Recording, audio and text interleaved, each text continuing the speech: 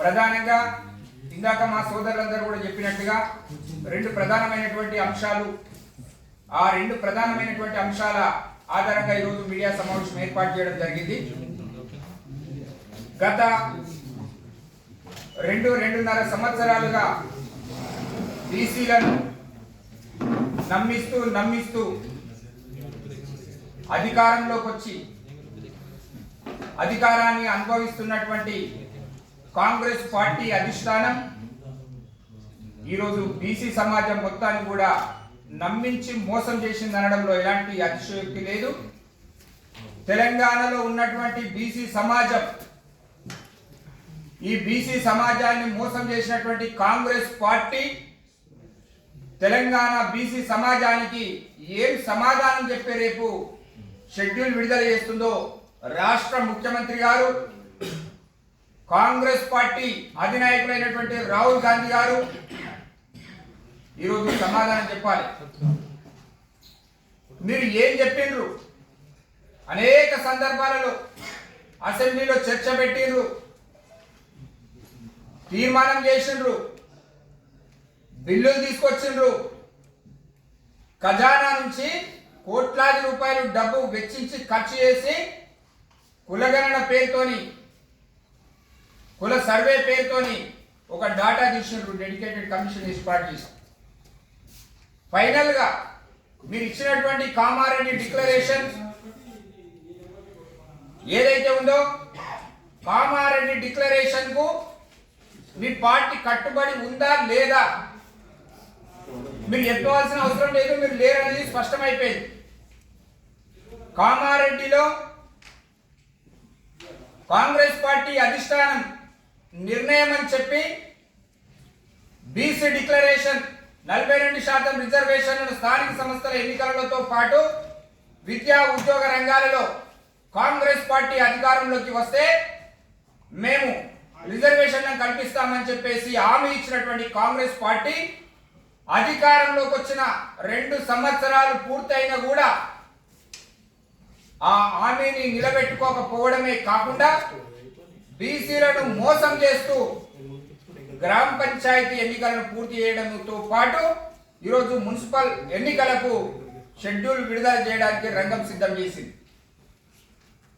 ఈరోజు మేము అడుగుతా ఉన్నాం, కాంగ్రెస్ పార్టీ రాహుల్ గాంధీ గారు ఇచ్చినటువంటి మాట మాకు శిలా శాసనం అని చెప్పినటువంటి గౌరవ ముఖ్యమంత్రి రేవంత్ రెడ్డి గారు ఈ రాష్ట్రంలో 50% మించి 60% వరకు ఉన్నటువంటి బీసీలను ఏ రకంగా మోసం చేస్తూ మీ పార్టీ భవిష్యత్తు మనుగడ సాధిస్తుందని అనుకుంటున్నారు? మీరు సమాధానం చెప్పాలి. 2 విషయాలు మేము ఈ వేదిక నుంచి డిమాండ్ చేస్తా ఉన్నాం కాంగ్రెస్ పార్టీని. మీరు మున్సిపల్ ఎలక్షన్లకు వెళ్తున్నారు కదా, మీ మున్సిపల్ ఎలక్షన్లకు వెళ్ళేటువంటి సందర్భంలో బీసీల దగ్గరికి ఏ ముఖం పెట్టుకొని మీరు ఈరోజు ఓట్లు అడుగుతారు? మీరు రేపు మీడియా సమావేశం పెట్టి మీ పార్టీ పిసిసి ప్రెసిడెంట్ మా మహేష్ అన్న మాటను చెల్లనియకుండా దుర్మార్గంగా ఈ కాంగ్రెస్ పార్టీలో కొంతమంది నాయకులు వ్యవహరిస్తున్నారనేది స్పష్టమవుతుంది. కానీ ఇంకో విధంగా కాంగ్రెస్ పార్టీలో ఈరోజు అసెంబ్లీ చట్టసభలో ఉన్నటువంటి ఎమ్మెల్యేలు, ఎమ్మెల్సీలు, మా బీసీ సోదరులు ఈరోజు ఆలోచించాలి. 24 గంటలు 366 రోజులు 2.5 సంవత్సరాలుగా నిరంతరం పోరాటం చేస్తున్నటువంటి జాతర శ్రీనివాస్ గౌడ్ గారి యొక్క సారథ్యంలో వేలాది మంది కార్యకర్తలు ఈరోజు బీసీల పోరాటం చేస్తూ ఉన్నారు. ఎవరి కోసం చేస్తున్నామయ్యా? మీ కళ్ళు కళ్ళబడతలేవా? మీరు ఎందుకు పోరాటం చేయరు అంటే మీ పార్టీ అధిష్టానాలు ఇచ్చినటువంటి బీపా మీద గెలిచిన సందర్భంలో మీరు మీ పదవుల కోసం పెదవులు మూసుకొని బీసీలుగా చెప్పుకోవడానికి మీకు సిగ్గు అనిపించట్లేదా? కనీసం మాట్లాడేటువంటి ఇంటర్నల్ సమావేశాల్లో ఒత్తిడి తీసుకొచ్చేటువంటి ప్రయత్నం కూడా మీరు చేయరా? రాహుల్ గాంధీ గారు కదా మీ ఇచ్చినటువంటి మాటకు కట్టుబడి ఉంటామని చెప్పింది మీరే కదా. స్వయాన ముఖ్యమంత్రి గారు అసెంబ్లీలో చెప్పారు కదా, ప్రకటించారు కదా, మేము స్థానిక సంస్థల ఎన్నికలకు ఎంత కాలమైనా వెయిట్ చేస్తామని చెప్పింది స్వయాన గౌరవ ముఖ్యమంత్రి గారు కదా. మరి ఆ మాటను నిలబెట్టుకోకపోతే మా శాసన సభ స్థానాలలో మా నియోజకవర్గాల్లో మేము ఏ విధంగా రేపు ఎంపీటీసీ జడ్పీటీసీ మున్సిపల్ ఎలక్షన్లలో ఓట్లు అడగాలని చెప్పి మీరు అడగకపోతారా? ఎవరి కోసం పోరాటం చేస్తున్నాం? రేపు రాజకీయంగా ఏదైనా ఫలితాలు వస్తే 42% రిజర్వేషన్లు అమలు జరిగితే మొట్టమొదట మీరే కదా లబ్ధి పొందాల్సింది, మీరే కదా మంత్రులు ముఖ్యమంత్రులు అయ్యేది. అది మర్చిపోవడమే కాకుండా రాజకీయంగా ఈ విధంగా కాంగ్రెస్ పార్టీ మోసం చేస్తూ ఉంటే 2 సంవత్సరాలు అయింది. ఇందాక మా మీకు విక్రమ్ తమ్ముడు చెప్పినట్టు స్థానిక ఉద్యోగాలలో విద్యా రంగంలో రిజర్వేషన్లు ఎందుకు ఇస్తలేరయ్యా? బడ్జెట్లో మా వాటా ఎందుకు కేటాయించట్లేదు? కనీసం ఇవి కూడా దీన్ని కూడా మాట్లాడితే మీరు పనికిరారా? ఒకవైపు కాంగ్రెస్ పార్టీ ఇచ్చిన మాటను నిలుపుకోకుండా ఇది మా చేతుల్లో లేదు, సెంట్రల్ గవర్నమెంట్ చెయ్యాలి, పార్లమెంట్లో చట్టం చేయాలి అని చెప్పినటువంటి కాంగ్రెస్ పార్టీ నాయకులారా, మీ చేతుల్లో లేని హామీని ఈ తెలంగాణ బీసీ సమాజానికి మాట ఇచ్చి కామారెడ్డి డిక్లరేషన్ అధికారంలోకి వచ్చి ఈరోజు మమ్మల్ని మోసం చేశారు. మీ చేతుల్లో లేని పవర్ లేనప్పుడు మీరు ఎందుకు మాట ఇచ్చారు? ఈరోజు మేము అడుగుతా ఉన్నాం. మీరు పోరాటం చేయండి. ఢిల్లీ కేంద్రంగా ట్రైన్లు పట్టుకొని మేము సీనన్న సారథ్యంలో వేలాది మందిని దండయాత్ర చేయలేదా? మీ వెంబడి బీసీ సమాజం మొత్తం కోట్ల మంది ఉన్నాం కదా, మీరు ఎందుకు పోరాటం చేస్తలేరు?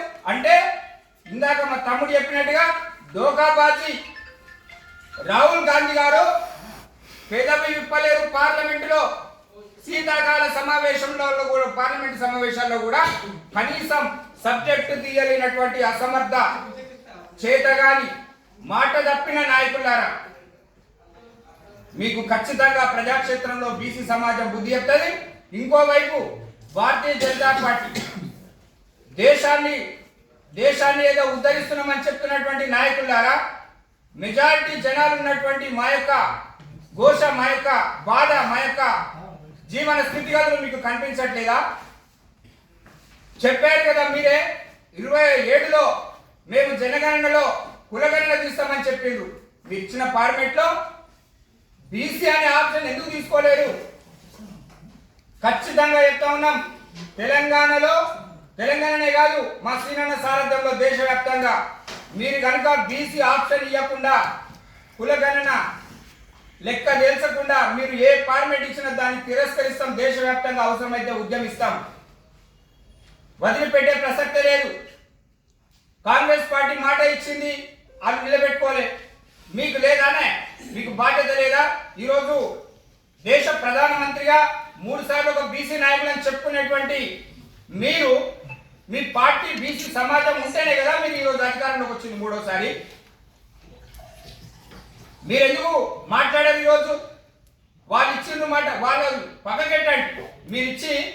మీరు రండి అధికారంలోకి రేపు పొద్దుగల తెలంగాణలో. మేము మీకు నిలబడమా? మేము బీసీలం కాదా? మేము హిందువులం కాదా? మీరు ఇచ్చేటువంటి భారతీయ జనతా పార్టీలో బీసీల సంఖ్య, మెజార్టీ సంఖ్య ఈరోజు మీ వెంబడి లేదా? పచ్చి మోసగాళ్ళు ఈరోజు రెండు పార్టీలు, కాంగ్రెస్ బీజేపీ నాయకులారా. ఖచ్చితంగా భవిష్యత్తులో జరిగే ఏ ఎన్నికల్లో అయినా మిమ్మల్ని మీ రాజకీయంగా బొందబెట్టడం కోసం బీసీ సమాజం సర్వశక్తులు ఉండడానికి సిద్ధంగా ఉంది. ఇంకో వైపు మొన్నటిదాకా అధికారంలో ఉన్నటువంటి బీఆర్ఎస్ పార్టీ ఉన్న రోజు చేయలేరు, తర్వాత పోయి మాట్లాడితే మేము కూడా ఉన్నా. ఏందయ్యా మీరు ఉన్నది? ఒక్క రోజైనా ఈ తెలంగాణ రాష్ట్రంలో బీసీల ఆకాంక్ష కోసం రోడ్లు ఎక్కిండ్రా? ఏదైనా భవిష్యత్తు ప్రణాళిక ఇచ్చిండ్రా? ఏదైనా ఉద్యమంలో మీ అడుగులు ఉన్నాయా? ఎందుకు ఇవన్నీ దొంగ నాటకాలు? అంటే ఎక్కడ బీసీలకు అధికారం వస్తే 42% విద్యా, ఉద్యోగ, రాజకీయ రంగాల్లో అవకాశం ఇస్తే మీ పీఠాలు కదులుతాయి, మీ వర్గాలు వెనుకబాటుకు లోనైతాయి అనే ఒక భయంతో ఖచ్చితంగా బీసీలను రానియకుండా అణగదొక్కడం కోసమే అగ్రకుల నాయకులు చేస్తున్నటువంటి కుట్రలుగా మేము ఈరోజు భావిస్తా ఉన్నాం. ఇప్పటికైనా భారతీయ జనతా పార్టీ కేంద్రంలో మీరు తీసుకొచ్చేటువంటి జనగణనలో కులగణన ఏదైతుందో స్పష్టమైనటువంటి ఆప్షన్ ఇవ్వాల్సిందే. ఇవ్వకపోతే దేశవ్యాప్తంగా ఈ కులగణన అడ్డుకుంటాం. కాంగ్రెస్ పార్టీ మున్సిపల్ ఎలక్షన్లకు పోయే ముందు మీరు రేపు వెంటనే క్యాబినెట్ సమావేశం పెడతారా? పిసిసి ప్రెసిడెంట్ గా పార్టీ నాయకత్వం నుంచి మీ ప్రకటన వస్తుందా? మేము రేపటికి వెయిట్ చేస్తాం. తప్పకుండా మీ ప్రకటన రావాల్సిందే. మేము ఇచ్చిన హామీలను తుంగలు దొక్కాం, మేము ఇచ్చిన మాటను తప్పాము, మమ్మల్ని క్షమించండి, బీసీ సమాజానికి మేము క్షమాపణ కోరుతున్నామని చెప్పండి. లేదా ఇచ్చిన హామీలను నిలబెట్టుకోవడం కోసం రేపు ఇస్తామని చెప్తున్నటువంటి షెడ్యూల్ను ఆపండి. 42% రిజర్వేషన్ ప్రకటించిన తర్వాత అధికారికంగా చట్టబద్ధత ఇచ్చిన తర్వాతనే ఎన్నికలు పోవాలి. లేని పక్షంలో ప్రజాక్షేత్రంలో బీసీ సమాజం ఖచ్చితంగా ఈ 3 పార్టీలకు బుద్ధి చెప్పే విధంగా మా యొక్క కార్యాచరణ ఉంటుంది. మళ్ళొక మాట కూడా చెప్తా ఉన్నాను. గుంట నక్కల్లాగా కొంతమంది నాయకులు మధ్యలో బీసీ ఉద్యమం ఏదైతే ఉందో దీన్ని చెరపడానికో లేకపోతే డిస్టర్బ్ చేయడానికో చాలా ప్రయత్నాలు చేస్తా ఉన్నారు. కొంతమంది నాయకులు కొన్ని రాజకీయ పార్టీల్లో ప్రాతినిధ్యం వహిస్తా ఉన్నారు. వాళ్ళు అక్కడ పార్టీల వరకు పరిమితం అయితే బాగుంటుంది. నిజాయితీగా నిబద్ధతతోని నికార్సుగా దేశవ్యాప్తంగా ఈరోజు ప్రత్యేకంగా తెలంగాణ ఆంధ్రప్రదేశ్ తెలుగు రాష్ట్రాల్లో ఒక ఉవ్వెత్తున ఉద్యమం తీసుకొచ్చినటువంటి మా జాజుల శ్రీనివాస్ గౌడ్ గారి యొక్క సారథ్యంలో బీసీ సమాజం మొత్తం కూడా ఈ యొక్క 42% రిజర్వేషన్ సాధించుకునే వరకు మా పోరాటాన్ని కొనసాగిస్తామని చెప్పి తెలియజేస్తూ థ్యాంక్ యూ.